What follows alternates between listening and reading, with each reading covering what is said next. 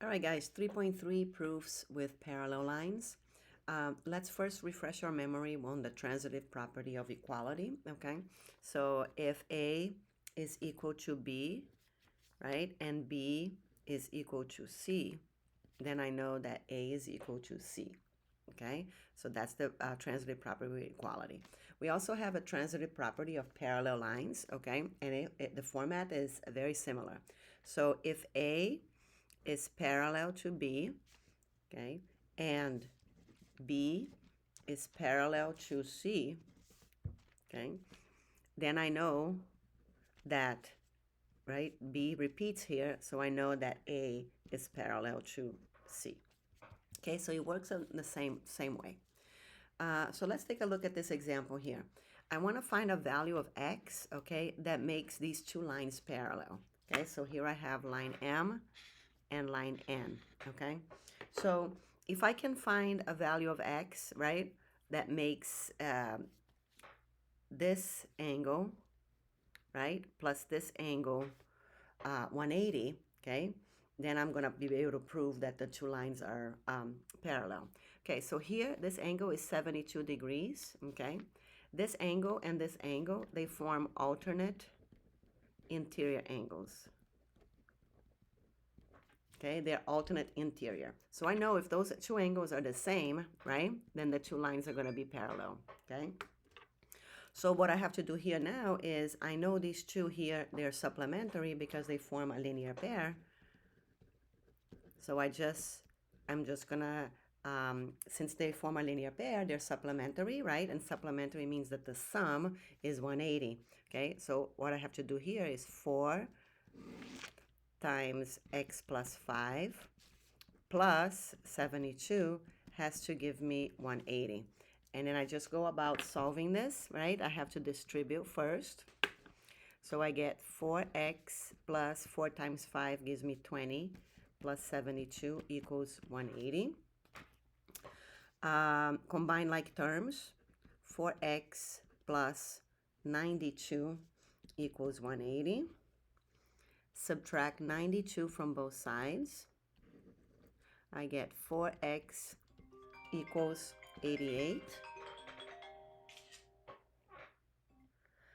And now I divide by 4 and I get x equals 22. Okay, so that means that if x is 22, okay, so if I plug it in here, 22 plus 5, right, times 4, so I get 27 times 4, and that gives me not 72, that's going to give me 108 degrees. Okay, so I know that 108 plus 72 gives me 180. Okay, now the reason why I'm showing you this is because now we're going to look at the converse of the theorems you saw on 3.2.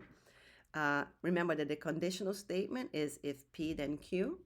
The converse is when you switch the order, right? If Q then P, okay? So here we have the converse of the corresponding angles theorem, okay? So remember, corresponding angles. For example, this angle corresponds to this one, okay? So if those two angles are congruent, then line A is going to be parallel to line B, okay? Same thing for the alternate interior angles. So alternate interior, so if this angle and this angle, for example, are congruent, okay, then A is going to be parallel to B. Alternate exterior, I have this, for example, with this one. So if they are congruent, then A is parallel to B. And then the last one, the converse of the consecutive interior angles theorem. So now, if this angle right here, okay, and this angle right here, okay, so let's label that angle 1 and this one angle 2. If they're supplementary, right, then A is going to be parallel to B. So if angle 1 and angle 2 are supplementary, right, then I know that A is parallel to B.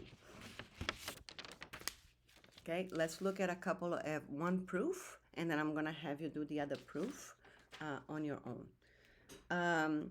Here we start with the fact that angle 1 measures 75 degrees. So when you're working out a proof, it's always a good idea to write the information, okay, right here on your sketch. So this angle is 75 degrees. Angle 2 is 105 degrees, okay? I know that, right? That's given to me. So measure of angle 1 is 75. Measure of angle angle 2 is 105. That was given to me. And then I want to try to prove that these two lines, A and B, are parallel. Okay, so the first thing that I can do here is that I know that angle 1 plus angle 3, right? They are supplementary. So the measure is going to be 180, right? When you add them together. So the measure of angle 1 plus the measure of angle 3 equals 180 degrees. And then how do I know that? From the linear pair postulate. Okay, I know that they are supplementary. Now, well, I know angle 1 is 75, right? So I can just substitute right here. 75 plus the measure of angle 3 equals 180. All I did was I substitute. So substitution. Property of equality.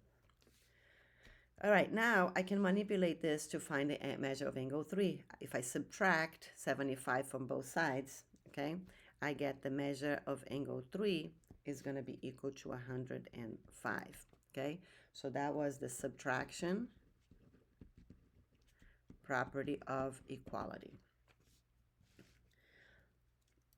Then, well, let's take a look here. Angle 3 measures 105. Angle 2 also measures 105, right? So angle 3 is congruent to angle 2 because of the definition of congruency, right? If they're congruent, they have the same measure, congruency. Okay, they have the same measure, right? Now, since they are congruent, angle 3 and angle 2, right?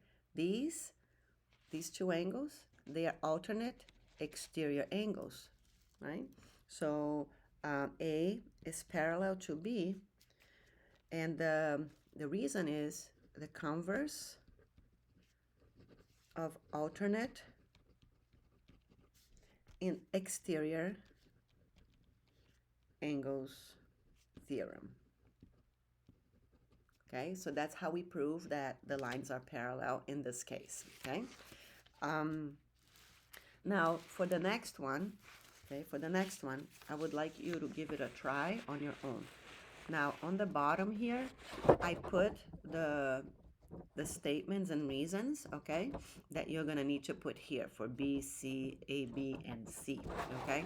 So here, we start with the fact that angle 1 and angle 2 are congruent, right? So here, you can already do a marking here. These two are congruent. And angle 1 is congruent to angle 3 also. So this one is also congruent, okay? Now remember, the first one is always given, right? And then you're gonna use the reasons that I have here on the bottom, okay? And work your proof, okay? Remember, you won't get full credit unless you try, unless you complete this problem, okay?